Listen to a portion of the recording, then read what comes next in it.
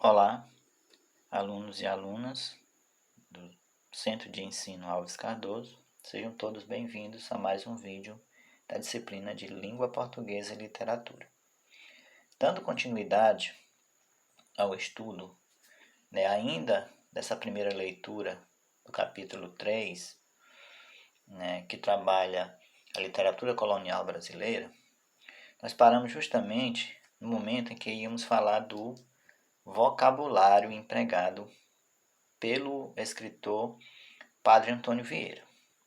Então, se vocês observarem bem, além das expressões em latim que comentamos no último vídeo, que ele logo que faz uso de uma expressão em latim, ele imediatamente põe a tradução da expressão que ele utilizara naquele momento. Então, no caso aqui dessa primeira expressão, vocês estão visualizando, non grandes est culpa cum qui juratus jurarete jurantur enis uti insurientem impleit anima. Ele diz, que é um versículo no Provérbios 6, 30, versículo 30. O ladrão que furta para comer não vai nem leva ao inferno. Os que não só vão, mas levam, de que eu trato, são os ladrões de maior calibre e de mais alta esfera, os quais, debaixo do mesmo nome e do mesmo predicamento, distingue muito bem São Basílio Magno. Certo? Então, a expressão, na verdade, aqui, vai até mais ou menos aqui, Os que vão mais levam, bem aqui. Então, ele mescla a tradução da expressão em latim com o comentário dele. E aí ele vai, ao tempo todo, fazendo uso de outras expressões latinas, Aqui ele faz uso de uma expressão em latim pronunciada pelo São Basílio Magno, que é bem maior. Logo em seguida temos a tradução. Mas eu quero que nos voltemos a atenção especificamente para algumas palavras que ele faz uso, Vamos lá, por exemplo, destacar, nesse estudo do vocabulário, palavras tais como vileza, fortuna, escusar, predicamento e manha. Então, quase sempre, o aluno, mesmo estando no ensino médio, ele não tem, digamos assim, o conhecimento necessário do significado das palavras. E aí o entendimento global do texto, do que ele quis dizer, além, claro, já da dificuldade das expressões em latim, que eu já citei, ele não entende também as de expressão diretamente portuguesa, da língua portuguesa. Então, o que ele diz pobreza e vileza? Você está falando de vila ou de alguma coisa? Então, vileza aí no caso é um atributo do que é vil, ou seja, de uma coisa sem valor, miserável. Ele faz referência à miséria, à pobreza. No caso aí da origem plebeia, ou seja, que não é nobre. Então, pobreza e vileza. Repara que pelo contexto em si, mesmo não sabendo o significado direto da palavra, mas dá para ter uma ideia. E aí ele fala em fortuna. Fortuna, todo mundo vai pensar assim, não, fortuna é ter dinheiro, ter alguma coisa. Mas nesse caso aí ele está falando de sorte, de destino. Aí em seguida ele fala em escusar. É um verbo, que ele usa a palavra escusa. Tá vendo? Então escusar é basicamente o quê? É perdoar, desculpar, justificar, isentar. Ou seja, tirar a culpa de alguém. Em seguida, mais à frente, ele usa a palavra predicamento. O que quer dizer predicamento? Basicamente, ele quer dizer uma categoria, um conjunto que tem características comuns. Certo? Um grupo de coisas que se parecem ao mesmo predicamento, usem as mesmas características, que distinguem muito bem. E por mais adiante, só para ficar nesses 5 exemplos, ele usa a palavra manha. Estão vendo? Manha. Manha, todo mundo, de alguma forma, de uma forma ou de outra, já conhece o significado, né? O que seria manha? Manha é, nesse contexto aí, uma espécie de astúcia, de esperteza, de uma habilidade de enganar, o que nós chamamos de malícia. Aqui para nós, no nosso contexto atual, manha é alguém que está assim, digamos, não querendo fazer alguma coisa ou algo do tipo, se negando a fazer algo, né? Digamos que é alguém manhoso, então alguém muito dengoso, a gente chama também de manhoso. Nesse contexto aqui, manha significa astúcia, esperteza. Certo, gente? Eu quero frisar também para uma expressão que aparece lá no princípio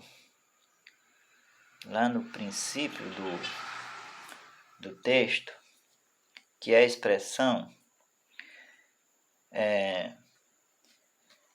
seguinte: eles não são só ladrões.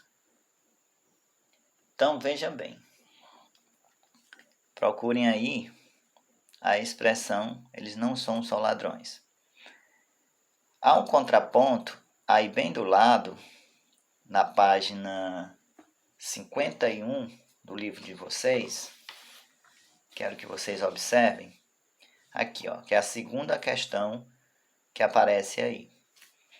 Então, diz aqui: pense nas diferenças de significado entre as seguintes frases. Eles não são só ladrões, não só eles são ladrões. Reparem que é o mesmo conjunto de palavras, só que estão combinados de diferentes formas. Será se essa expressão aqui, ou essa frase, diz a mesma coisa desta? Certamente que não. Então vamos tentar explicá-las, né? Então quando ele diz, aí ele pergunta, né, mais abaixo: a qual delas corresponde a frase do sermão? Não são só ladrões, diz o santo, no caso lá São Basílio Magno. Então, qual seria dessas duas frases que equivale a essa expressão não são só ladrões? Repare, há uma diferença. Ó. Eles não são só ladrões. E o santo diz, não são só ladrões.